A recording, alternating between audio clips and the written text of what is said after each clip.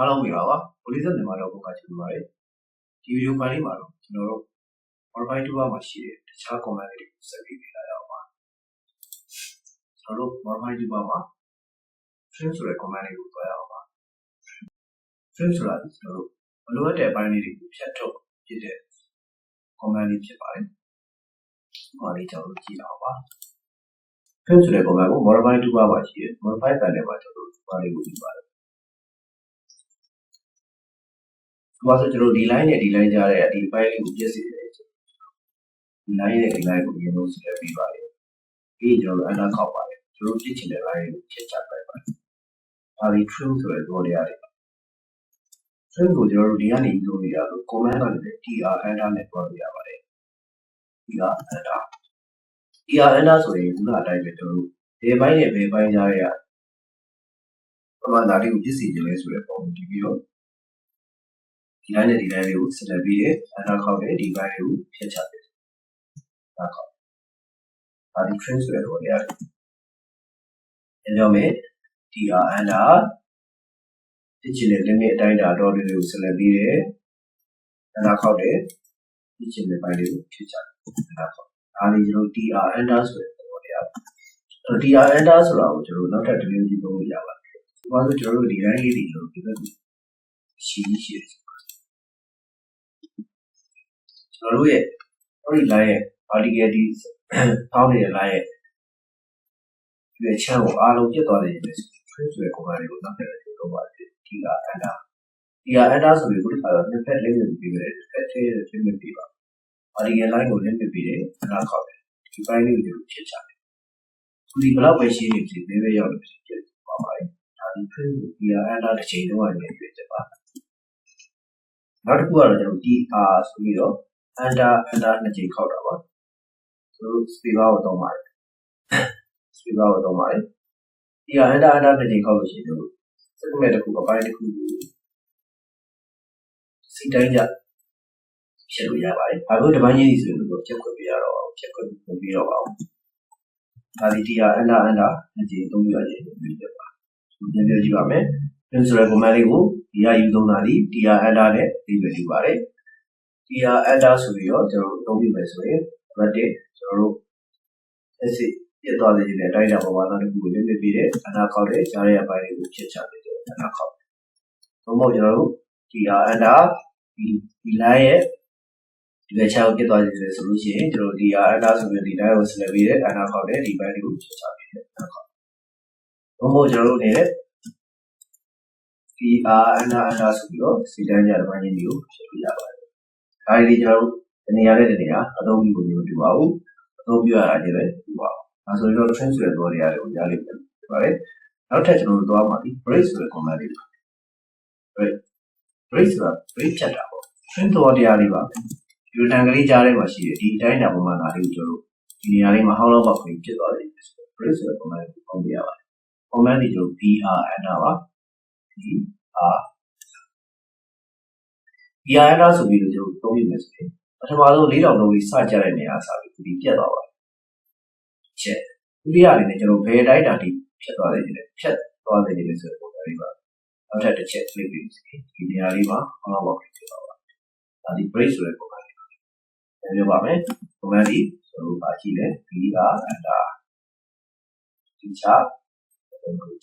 break ဆိုတဲ့ command ဒါကကျွန်တော်ပိုဒီ line ကိုဖြတ်တာအခု line မှာလည်းကျွန်တော်ဖြတ်လို့ရတယ် br enter ဆိုပြီးတော့ဒီ line လေးကိုကျွန်တော်တို့ select ပြီးတယ်ဒီလိုဖြတ်တယ်သို့မဟုတ်ကျွန်တော်တို့အနေနဲ့ br enter ဆိုပြီးတော့ဒီ line လေးကိုဖြည့်တယ်ဒီမှာ line မရှိဘဲနဲ့ line ရဲ့အပုံကိုလုပ်ပြလိုက်လို့ရှိရင်ဒီ line လေးပြတ်သွားပါတယ်ဒီလိုနေရာမျိုးလေးမှာလည်းကျွန်တော်သုံးပါတယ် trim စာတစ်ခါလေးမှာကျွန်တော်သုံးပြရတယ်ရှိတယ်ဒါပေမဲ့ဒီမှာတော့ကျွန်တော် trim လို့တော့အကြည့်ကြနဲ့ထုတ်တော့ပါဘူးဒါဒီ break ဆိုတဲ့ command လေးပါ command လေး br enter break ဆိုတဲ့နောက်တစ်ခုကျွန်တော် trim ရဲ့အောက်မှာကျွန်တော် distance ဆိုတာလေးရှိတယ် distance ဆိုတာကတော့ကျွန်တော်တို့ line လေးတွေကျွန်တော်တို့ line တွေအနာအဆုံးလက်ပြီးရှင်းထွက်သွားတဲ့ပုံတရားတွေတော့သုံးကြည့်အောင်ပါကျွန်တော်တို့ရဲ့ line လေးတွေဒီလိုရှိတယ်ဆိုတော့ကျွန်တော်ဒီမှာရှိတဲ့ line လေးတွေ ဒီ line လေးကိုပြေးပြီးတော့ထိနေတယ်ဒီ line လေးတွေဒီလိုရှိသွားတယ်ဆိုတော့ဒီမျိုးသုံးလို့ရပါတယ်ဒါလေးကိုကျွန်တော်ဒီဘက်ဆွဲပြီးဆက်ပြီးတော့ဒီသွားဆောင်လေးလည်းထိတာပါဒါကတော့ကျွန်တော်တို့ linearly လက်ဝဲတယ်ပေါ့နော်အခုပြောခဲ့တဲ့ဒီကတော့ extend ဆိုတဲ့ command လေးကတော့ဒီ line လေးကိုဒီလိုပြေးထိနေတယ် extend ဆိုတာလေးကိုယူတယ်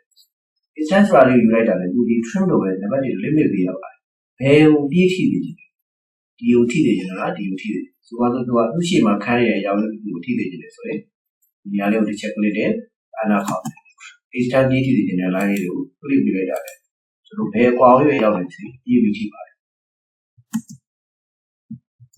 ဆိုတော့လောက်ပဲကျွန်တော်တို့အရှိကြီးပဲရှိနေစီ extend ဆိုတော့ command လေးတော့မယ် extend က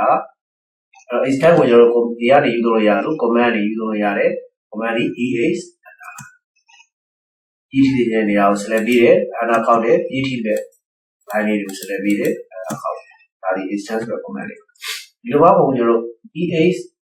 under နှစ်ကြိမ်ခေါက်လို့ရှိရင်တော့ရှေ့မှာရှိတဲ့ကောင်ကိုကျွန်တော်ဒီထိပါတယ်ဒါဒီ extend ရဲ့ဘောတော့ပါဒါဆိုရင် extend ဆိုတဲ့ command လေးကိုဒီလိုမျိုးလေးပဲပါတယ်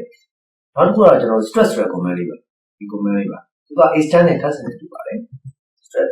သူကကျွန်တော် line လေးတစ်ကြောင်းကျွန်တော်ပြောခဲ့ပြီးသား line မှာ line တကယ်တော့ပြောခဲ့ပါတယ်ဒါလေးကို select ပြီးလိုက်လို့ရှိရင်ဒီမှာတောင်းလေးသုံးလုံးရှိတယ်ဒါကအတောင်းလေးကို click ပြီးရွှေ့တာ move ရွှေ့တဲ့ပေါ်တရားလေးဒီကအတောင်းလေးတွေကျွန်တော်ဆွဲဆက်တယ်ဆွဲချုပ်တယ်လို့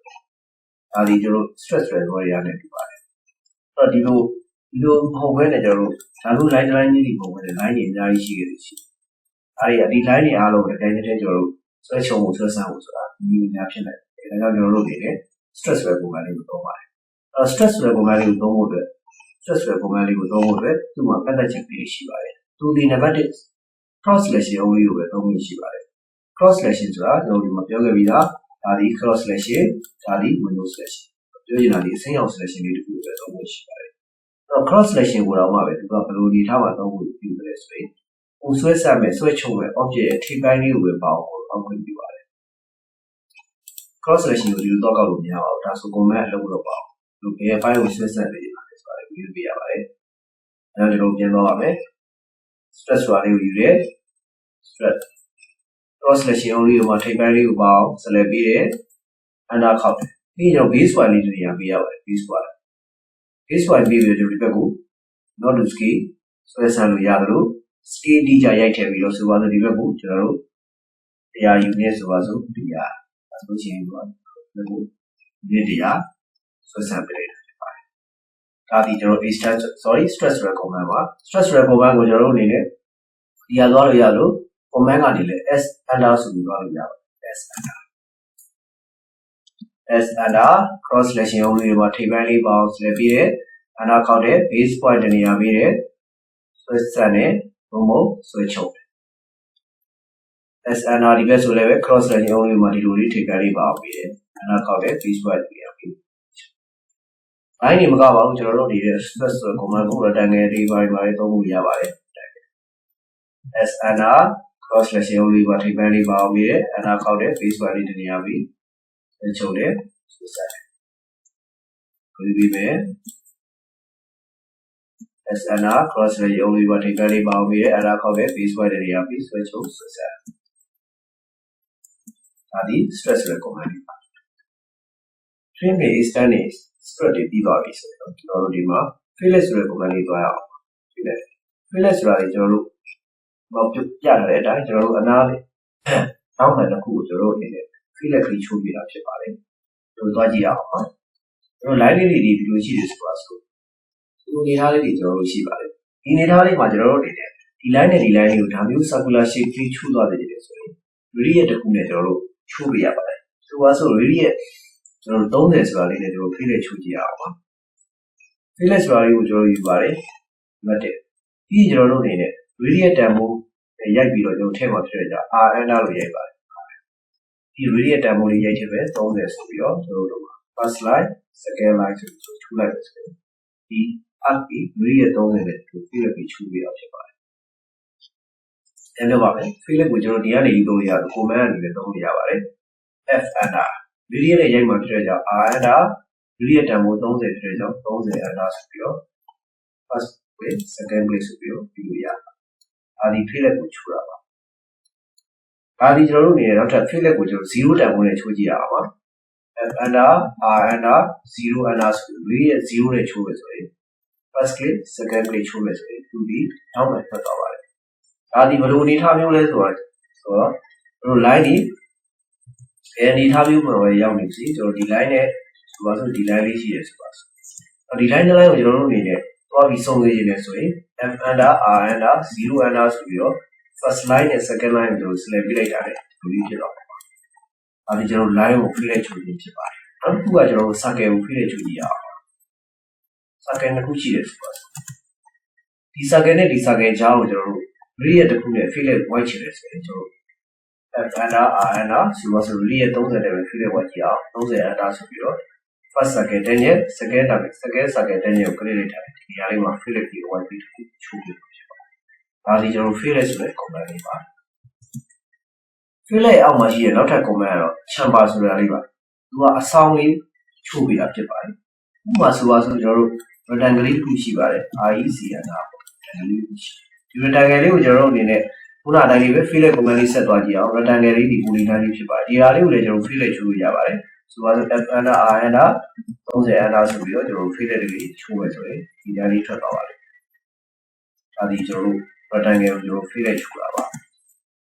ကျွန်တော် fill အောက်မှာရှိတယ်နောက်ထပ် chamber ဆိုတာလေးကိုသွားရအောင်နော်သူကတော့အဆောင်လေးချိုးပေးတာပါရင်းတဲ့တိုင်းလေး rectangle ကိုကျွန်တော်အဆောင်ချိုးပေးတာပါဒါဆိုလို့ချင်း chamber ဆိုတာလေးသွားပါတယ်အဲ့တော့ chamber မှာတော့နောက်ထပ် option တွေအများကြီးရှိပါတယ်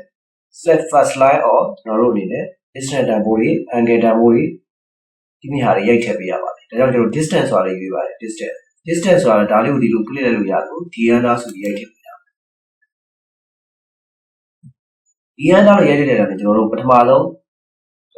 first chamber distance ဆိုပါစို့ကျွန်တော် distance တန်ဖိုးလေး30ရှိတယ်ဆိုပါစို့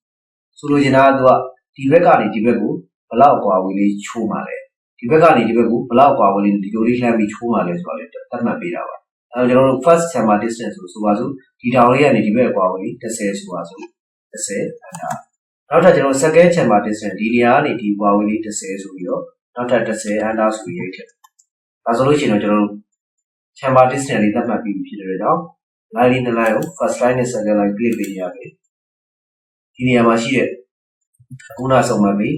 ဒီကနေပြီးကျွန်တော်တို့က30ဒီကနေပြီးတော့ကျွန်တော်30ဆိုတဲ့ကွာဝေးလေးကနေပြီးတော့ fill ချိုးလိုက်တာဖြစ်ပါတယ် chamber ဆောင်းလေး fill ချိုးလိုက်တာပါပြန်ပြောပါမယ် command ကယူမယ်ဆိုရင်တော့ကျွန်တော် CHA under ဆိုပြီးတော့ယူရပါတယ်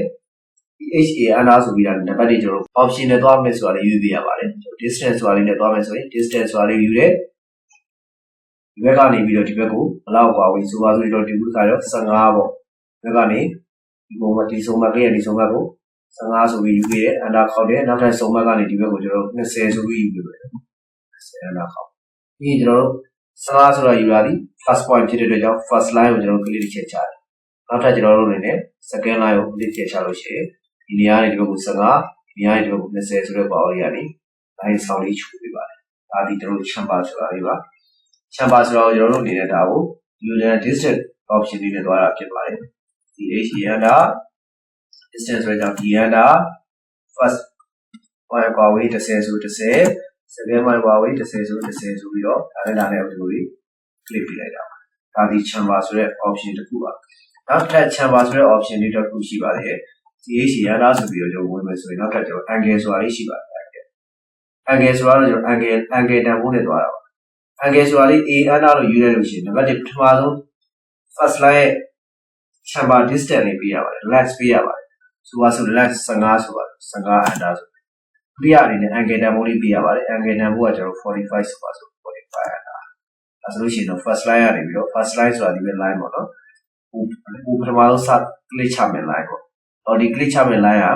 ကဒီဆုံးမ click ရတယ်ဒီဘက်ကို15ဒီ15နေရာကနေပြီးတော့ဒီဘက်ကိုဘယ်လောက်လဲ45 degree နဲ့တော့ဒီလိုလေးချိုးပေးအဲ့တော့ကျွန်တော်ဒါလေးကို first line click မယ်